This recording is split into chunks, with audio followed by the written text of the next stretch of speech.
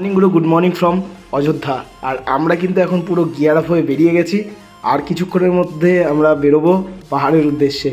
এই রুটটা কিন্তু একদম নতুন, আমি জানি না এর আগে এই রুটটা কেউ কভার করেছে কিনা। তো চলো আমরা বাইকে উঠি, তারপর মোটো ভ্লগিং সেটআপে দেখা হচ্ছে। গুড মর্নিং বন্ধু, গুড মর্নিং ফ্রম অযোধ্যা। আর এখন কিন্তু আমরা অযোধ্যাকে বিদায় জানিয়ে বেরিয়ে গেছি পাহাড়ের উদ্দেশ্যে। আর এই পাহাড় কিন্তু আমাদের কাছে একদম নতুন পাহাড়। তো চলো দেখা হচ্ছে, কথা হচ্ছে, গল্প হচ্ছে, একটু এগিয়ে নিই, তারপর আবার কথা বলছি। ঘড়ির কাঁটায় এখন বাজে 7:30। আর আমাদের আজকে গন্তব্য হচ্ছে 532 কিলোমিটার। দেখা যাক কতক্ষণে আমরা কমপ্লিট করতে পারি। চলো একটু এগিয়ে নিই, তারপর আবার কথা হচ্ছে। আসলে ওই রাস্তাটাই বৃষ্টি হচ্ছিল, ওই জন্য আমি বন্ধ করে রেখেছিলাম। আমাদের প্রায় 120 কিলোমিটার কমপ্লিট 1.5 ঘন্টার মধ্যে। দারুণ রাস্তা, মানে 80-90-এর নিচে গাড়ি নামানো যাচ্ছে না বলতে গেলে, একদম অসাধারণ রাস্তা। তবে এই জায়গাটা একটু জ্যাম রয়েছে, একটু ক্লিয়ার করে বেরোই।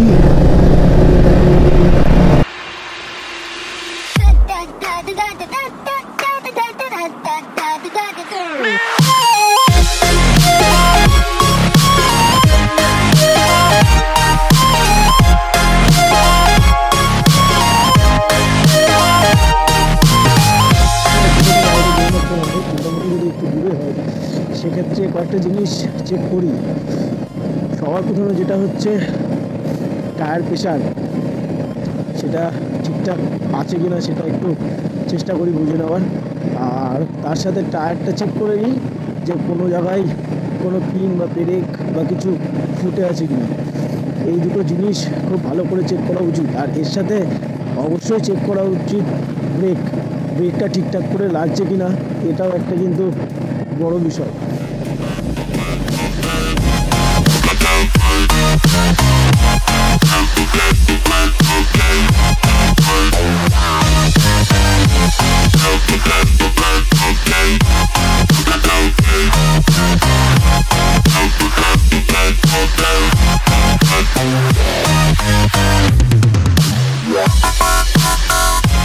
আমাদের ডান দিকে চলে গেল মোরাদাবাদ এবং সোজা চলে গেল বারেলি। আমাদের মোরাদাবাদের দিকেই যেতে হবে, এদিক দিয়ে শর্টকাট সম্ভবত। এটা কিন্তু হেভি লাগছে দেখতে।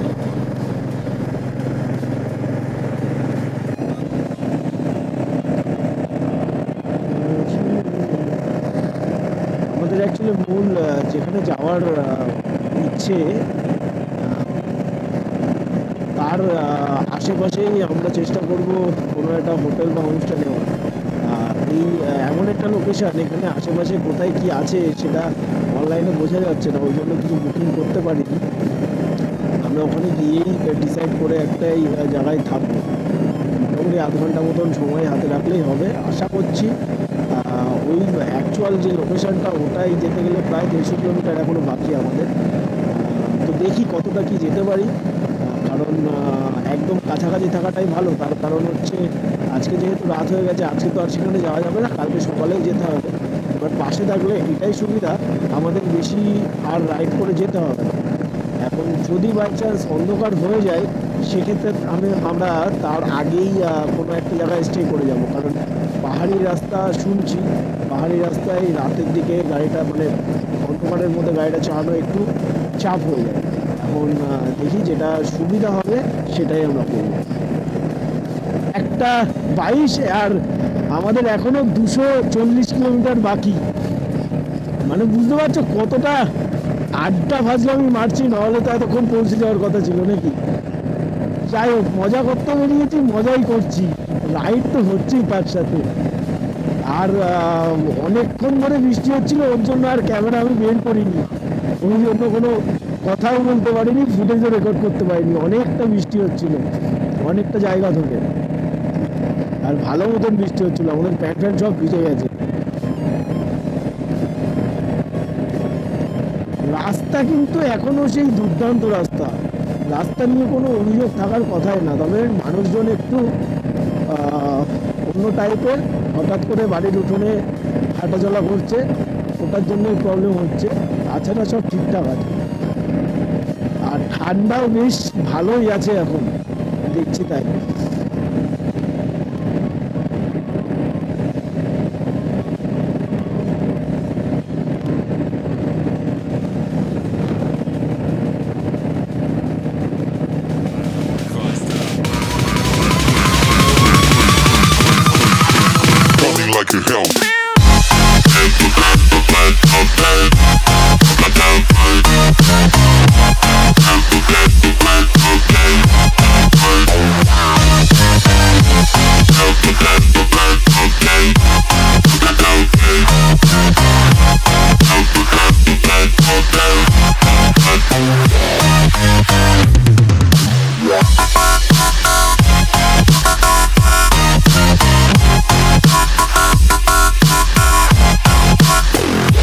Hellcat.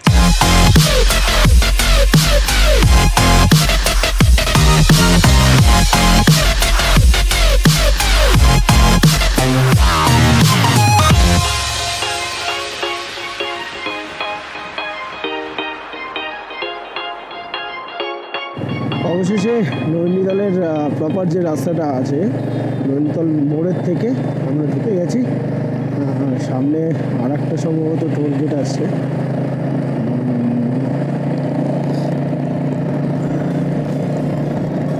ঘড়ির কাটায় এখন প্রায় 5টা, আর আমাদের এখনও নৈনিতাল পৌঁছাতে প্রায় 100 কিলোমিটার মতন বাকি। মানে আমরা যে লোকেশনটা দিয়েছিলাম, কিন্তু আমরা চেষ্টা করব তার থেকে আরেকটু এগিয়ে যাওয়ার। তাহলে আমাদের কালকে, মানে পরের এপিসোড তোমরা যেটা দেখবে সেটাই সুবিধা হবে। এটা হচ্ছে নৈনিতাল টোল প্লাজা। আজকের 7ম টোল গেট আমাদের।